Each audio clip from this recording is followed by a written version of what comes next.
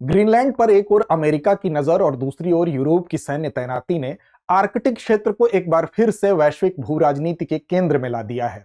America बार बार Greenland पर अपना प्रभाव जमाने का संदेश दे रहा है, कभी उसे खरीदने की बात करता है तो कभी सैन्य कार्रवाई की बात करता है। भले ही उसके पीछे वो राष्ट्रीय सुरक्षा का एक ढाल लेकर उसकी प्रस्तुति करता रहा है, लेकिन मुख्य रूप से उसकी मंशा, उसका अंदेशा कुछ और है। वहीं डेनमार्क और ग्रीनलैंड ने साफ तौर पर स्पष्ट कर दिया है कि वो ग्रीनलैंड को किसी भी कीमत पर उसको बिकाऊ लैंड के तौर पर प्रस्तुत नहीं कर रहे हैं और उसकी सॉवरेनिटी से, उसकी संप्रभुता से समझौता नहीं करेंगे। इस बीच वहां पर 6 देशों की सेनाओं की एंट्री हो गई है, यानी कि नाटो की एंट्री हो गई है। अब ये एक रणनीतिक टकराव के केंद्र के रूप में बनता जा रहा है। ऐसे में नाटो, जिसका खुद अमेरिका भी मेंबर है, अब उसमें एक बड़े प्रभावशाली सदस्य के तौर पर है। लेकिन अमेरिका और बनाम नाटो के जो अन्य देश हैं, उनके बीच में एक प्रकार की तनातनी की जो सिचुएशन है, अब इसमें यह देखना है कि नाटो क्या अपने अस्तित्व के माध्यम से एक संकेत दे रहा है, इसके क्या मायने हैं, इन सभी पक्षों को समझते हैं। तो चलिए शुरुआत करते हैं आज के इस वीडियो की। ग्रीनलैंड में उतरी 6 देशों की सेनाएं, इसका क्या मतलब है? तो दरअसल सबसे पहले समझते हैं कि क्यों भेजे गए ये सैनिक।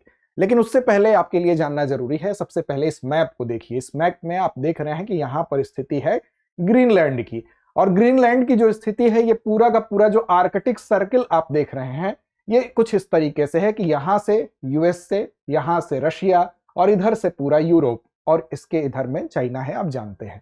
तो एक तरह से ये जो आर्कटिक सर्कल के बीच में इसकी स्थिति है, ये बड़ी इंपॉर्टेंट है। सबसे पहली इंपॉर्टेंट चीज तो ये है कि यहां पर जो इसकी सिचुएशन है, यानी कि इसकी जो स्थिति है, जिस जगह पर यह स्थित है, वो ही इंपॉर्टेंट है। अब वो इंपॉर्टेंट कई तरीके से है, आर्थिक रूप से भी है, सैन्य रूप से भी है। अब यहां पर जब अमेरिका, जो खुद नाटो का सदस्य है, वो जब बार बार इस पर अपने एक अलग तरीके से अपने आधिपत्य की बात करता है, भले ही वो एक डर दिखाता है कि हम रसिया या चाइना के माध्यम से उसका हस्तक्षेप ज्यादा न पड़े, इसलिए हम चाहते हैं कि वहां पर सुरक्षा मुहैया कराएं, लेकिन इसके पीछे मंशा कुछ और नजर आती है।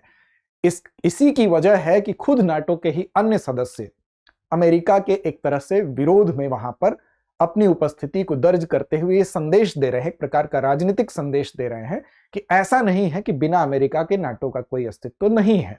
फ्रांस, जर्मनी, इसके अलावा यूके, नॉर्वे, स्वीडन, और साथ साथ आप जानते हैं कि ग्रीनलैंड जो कि डेनमार्क का स्वायत्त क्षेत्र है, तो डेनमार्क की अगुवाई में यहां पर अब सैन्य उपस्थिति धीरे धीरे बढ़ने लगी है। तो इन 6 देशों की सैन्य उपस्थिति यहां पर बढ़ने के साथ साथ एक संयुक्त सैन्य अभ्यास किया जा रहा है। उस अभ्यास का नाम दिया जा रहा है ऑपरेशन आर्कटिक एंड्योरेंस। अब ऑपरेशन आर्कटिक एंड्योरेंस बेसिकली केवल एक संयुक्त सैन्य अभ्यास नहीं है, बल्कि इस संयुक्त सैन्य अभ्यास के माध्यम से डेनमार्क के नेतृत्व में जो अन्य देशों की सेनाएं हैं, यहां पर उपस्थित होकर वो एक प्रकार के राजनीतिक संकेत को दे रही हैं। किसके लिए? तो अमेरिका के लिए, और साथ साथ कुछ अन्य महाशक्तियों को भी एक संकेत के रूप में देखा जा सकता है, चाहे वो चाइना हो, चाहे वो रशिया हो। अब ये यहां पर सैन्य उपस्थिति क्यों बढ़ी है? तो सबसे पहला कारण तो यही है कि अमेरिकी चिंता। वर्तमान में जो सबसे प्रासंगिक विषय है वो अमेरिकी चिंता है, क्योंकि अमेरिका बार बार बहाना बनाता है। वो कहता है कि हम रशिया और साथ साथ चीन को काउंटर करने के लिए हम चाहते हैं कि हम यहां पर अपना प्रभुत्व जमा ले, ताकि रशिया इधर से और चीन यहां पर अपना ज्यादा हस्तक्षेप न कर पाए। इसलिए अमेरिका बार बार इस बहाने से यहां पर अपना प्रभुत्व जमाना चाहता है। लेकिन डेनमार्क, विशेष तौर पर जो कि ग्रीनलैंड डेनमार्क का स्वायत्त क्षेत्र है, इस लिहाजे से डेनमार्क जो है वो साफ साफ कहता है कि वो यहां पर नॉट फॉर सेल, ये भूमि बेचने के लिए नहीं है, और किसी भी अवस्था में, किसी भी सिचुएशन में हम यहां पर जो विदेशीकरण है उसको स्वीकार नहीं करेंगे। अब देखिए इसका इंपॉर्टेंस क्यों है। इसलिए इंपॉर्टेंस है कि ये पूरा का पूरा जो आर्कटिक सर्कल आप देख रहे हैं, यहां पर कई चीजें पाई भी जाती है। तो इसका रणनीतिक महत्व है, इसकी जगह ही महत्वपूर्ण है, सैन्य दृष्टिकोण से भी और आर्थिक दृष्टिकोण से भी। दूसरा यह है कि रणनीतिक महत्व इसलिए है क्योंकि यहां पर ऑयल पाया जाता है, ऑयल का भंडार है, गैस का भंडार है, मिनरल्स का भंडार है। साथ साथ जलवायु परिवर्तन के कारण जो नए समुद्री मार्ग बने हैं, उसकी वजह से भी ये नए समुद्री मार्गों के लिए भी इसका महत्व बढ़ा है। साथ साथ चाहे वो ट्रेड मार्ग हो, व्यापार के लिए व्यापारिक मार्ग हो, या मिलिट्री ऑपरेशंस हो, उसके लिए इसकी महत्वपूर्ण भूमिका है। इसी कारण विशेष तौर पर अमेरिका भी यहां पर अपना दबदबा कायम करना चाहता है। अब यूरोपीय देश भी ये दिखाना चाहते हैं कि ऐसा नहीं है कि ग्रीनलैंड की सुरक्षा केवल अमेरिका का एक अधिकार है। ग्रीनलैंड की सुरक्षा के लिए अन्य यूरोपीय देश भी एकजुट होकर अमेरिका के खिलाफ वहां पर खड़े हो सकते हैं, तो ग्रीनलैंड की सुरक्षा में वो शामिल है। ऐसा प्रदर्शन यहां पर बाकी नाटो के जो सदस्य देश हैं अपनी सैन्य उपस्थिति के माध्यम से बता रहे हैं। अब देखिए, फ्रांस ने यहां पर 15 सैनिक नूक में भेज दिए थे। नूक क्या है, किस जगह का सेंटर है, जरा कमेंट करके बताइए। तो 15 सैनिक नूक में पहले भेज दिए थे। जर्मनी ने 13 सैनिकों का एक अन्य रोकथाम और निगरानी दल, जिसको टोही दल कहते हैं, उसको भेजा है यहां पर। डेनमार्क जो है लगातार यहां पर सैन्य उपस्थिति बढ़ा रहा है। कुल मिला के हम ये कहें कि नाटो जो है वो यहां पर लगातार साझा सैन्य उपस्थिति, यानी उसके जो बाकी मेंबर्स हैं वो साझा सैन्य उपस्थिति अपनी लगातार बढ़ा रहे हैं।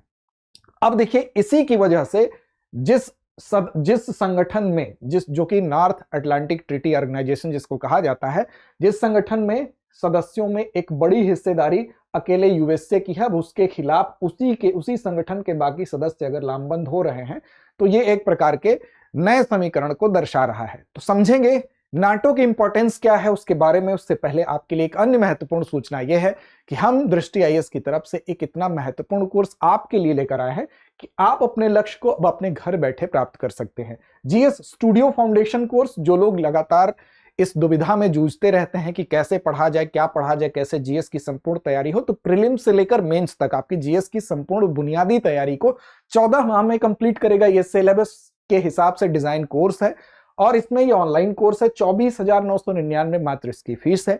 ये भी फीस बेसिकली इसकी फीस नहीं है, क्योंकि अभी इस कोर्स के माध्यम से आप अपनी तैयारी करिए। अगर आप ऑफलाइन बैच में एडमिशन लेने आते हैं इन फ्यूचर, तो ये पूरी फीस आपकी एडजस्ट कर दी जाएगी। अब इसकी ढेर सारी विशेषताएं हैं, इसको 14 महीने में कवर किया जाएगा। इसके अलावा इसमें 18 क्लास टेस्ट मिलेंगे आपको।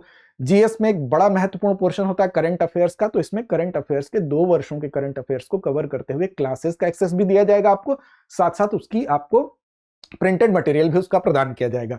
अब यहां पर ये सारी खासियत इसकी है। इसके अलावा इस फीस में भी आप चाहेंगे अगर डिस्काउंट अतिरिक्त, तो उसके लिए AMITABH ये कूपन कोड है, इसको आप अप्लाई करेंगे दृष्टि लर्निंग ऐप पर। जब आप जाएंगे, या आपको डिस्क्रिप्शन में लिंक भी मिलेगा, उसके माध्यम से जाएंगे, इस कूपन कोड को लगाएंगे तो अतिरिक्त डिस्काउंट मिलेगा। बैच की बात करें तो बैच देखिए हिंदी में भी उपलब्ध है, इंग्लिश में भी उपलब्ध है और इंग्लिश में भी उपलब्ध है। इसके लिए आपको बैच की सूचना है कि हिंदी माध्यम का 3 फरवरी से, इंग्लिश मीडियम 4 फरवरी और इंग्लिश मीडियम 5 फरवरी से प्रारंभ हो रहा है। और इसके लिए कूपन कोड अमिताभ अप्लाई करेंगे तो अतिरिक्त छूट का लाभ भी आप पा सकते हैं।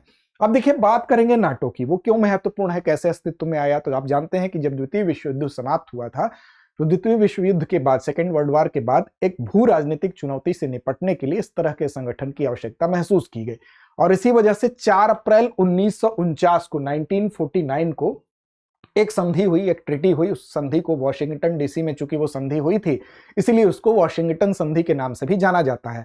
नॉर्थ अटलांटिक ट्रीटी भी उसको कहा जाता है। नाटो का नाम ही जो पड़ा वो नॉर्थ अटलांटिक ट्रीटी ऑर्गेनाइजेशन, इसी के नाम पर पड़ा था। अब ये कैसा संगठन है, तो ये एक अंतर सरकारी संगठन है। अंतर सरकारी का मतलब होता है जब विभिन्न देशों की सरकारें आपस में समझौता करके कोई संगठन बनाती हैं, तो उसको अंतर सरकारी संगठन कहते हैं। नाटो की संधि जो हुई थी, इसमें मुख्य रूप से कौन से सिद्धांत पे काम करते हैं, तो इसमें बेसिकली इसका जो अनुच्छेद 5 है वो ये कहता है कि सामूहिक सुरक्षा का सिद्धांत, यानी कि नाटो के जो मेंबर हैं उनमें से किसी भी एक पर अगर कोई भी बाहरी देश या कोई शक्ति अगर हमला करती है, तो वो सभी सदस्यों पर हमला माना जाता है। वर्तमान में इसके सदस्यों की संख्या बढ़कर 32 हो गई है, लेकिन इसके जो संस्थापक सदस्य थे वो 12 सदस्य थे। इन 12 संस्थापक सदस्यों में वर्तमान जो जिनके बीच में विवाद चल रहा है, बेसिकली आपका डेनमार्क भी शामिल था और साथ साथ अमेरिका भी शामिल था। तो Belgium, Canada, Denmark, France, Iceland, Italy, Luxembourg, Netherlands, Norway, Portugal, UK और यूएसए, ये इसके फाउंडर मेंबर थे, यानी कि इसके संस्थापक सदस्य थे। अब लेटेस्ट कौन सा सदस्य शामिल हुआ है, आप कमेंट करके बताइए। अब देखिए, यहां पर ये क्यों महत्वपूर्ण है, तो नाटो की अगर बात करेंगे आप, तो इसकी जनसंख्या लगभग आप देखेंगे तो 960 मिलियन से अधिक है इसकी जनसंख्या। साथ साथ आप देखेंगे 38 मिलियन डॉलर, नहीं क्षमा करिए, 38 ट्रिलियन डॉलर से अधिक इसकी संयुक्त जीडीपी है। तो आप देख रहे हैं आर्थिक दृष्टिकोण से भी महत्वपूर्ण है, एक बड़ी जनसंख्या का प्रतिनिधित्व भी कर रहा है।